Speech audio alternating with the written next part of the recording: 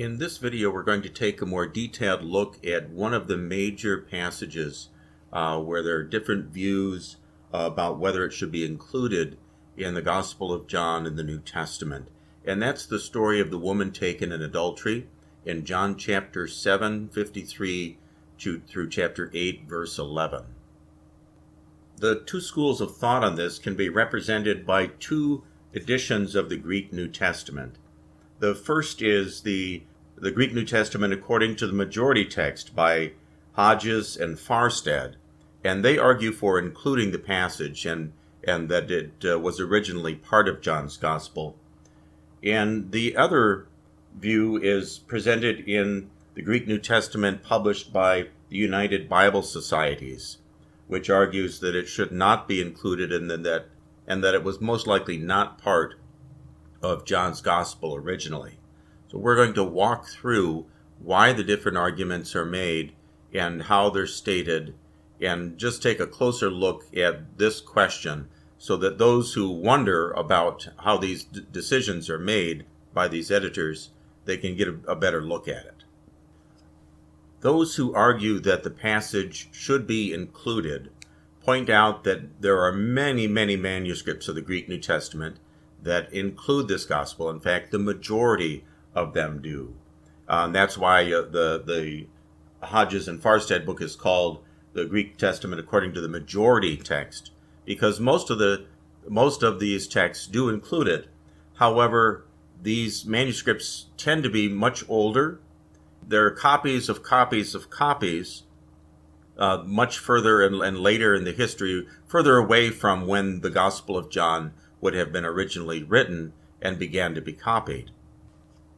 Those who argue for excluding the passage refer to about 250 Greek New Testament manuscripts that do not include it. And the significant thing here is that these are the earliest manuscripts, and we'll look at that in just a moment. The earliest manuscript to include the passage is a book called Codex Bezae, and that was scribed in about the 5th century A.D. So it's a major copy of the New Testament Gospels, and I think Acts is also in there. It's what the scholars call part of the Western text of the Bible. In fact, the manuscript has both the Greek text and the Latin text side by side in it. But it dates from the 5th century. In contrast, the earliest text for the Gospel of John that does not include the passage is Papyrus 66, which was found in Egypt, and that dates from the 2nd century, so quite a bit earlier. What we find is that the majority of early manuscripts do not have the passage in it. It shows up there for the first time in the 5th century, so 400 or 500 years removed from the time of the writing of the gospel, and then begins to spread and become dominant in the copying of the New Testament. The passage also does not appear in some significant early translations of the Bible. For example, the oldest form of the Syriac manuscripts does not have the passage. A number of Coptic manuscripts, that's a North African language, the Egyptian language, do not have it. And then some of the Central Asian translations also do not include it. Greek fathers don't talk about it as a part of the Gospel of John until quite late. It's mentioned by some early church fathers, but it's mentioned as a story and not mentioned as a part of the Gospel of John.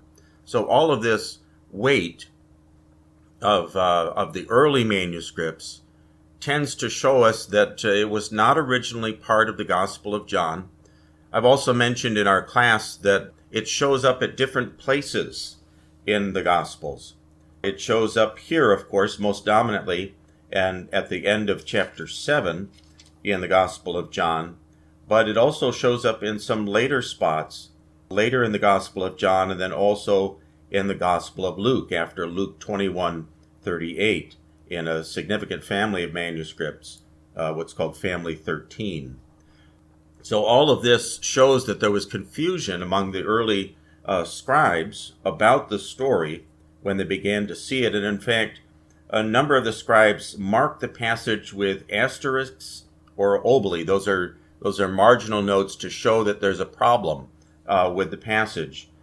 Some of the early manuscripts, the Uncial manuscripts A and C, for example, we don't have this part of the text for them, but we know by counting the pages that it would not have included this passage. So there's a tremendous amount of evidence. The weight of the early evidence shows that it was not part originally of the Gospel of John, that the scribes were confused about it, and for that reason it was moved around and placed in different spots in the Gospels. The best conclusion is that it was not there originally in the Gospel of John. Now, none of that's to say that the story isn't true and part of the ministry of Jesus. In fact, I personally believe that. I believe this is a genuine account about the Lord Jesus Christ. I believe that it was most likely passed down orally, that early Christians knew this story, shared this story. There are early fathers talking about this event in the life of Jesus and this woman taken in adultery. And it fits very well with the way that Jesus worked with people and cared for people. It makes a lot of sense to regard this as historical. But we hesitate to say that it was actually written by the Apostle John and included in his gospel because of the manuscript evidence and its late appearance in the Gospel of John, not until the 5th century. So these are the reasons that the modern or current Bible translations tend not to include this passage, or they mark it with brackets to show that it was likely not part of the Gospel of John when it was first written, or they may footnote it. An exception to this is the New King James Version, which is following the research of Hodges and Farstead on the majority text and their interest in arguing that the majority text is more reliable and the one that should be used in church life. But they're the exception. Most of current scholars would go with the United Bible Society's text and say that this is an important passage, an important story in the life of Jesus, but that it should be noted that it probably was not originally written by John and a part of his gospel.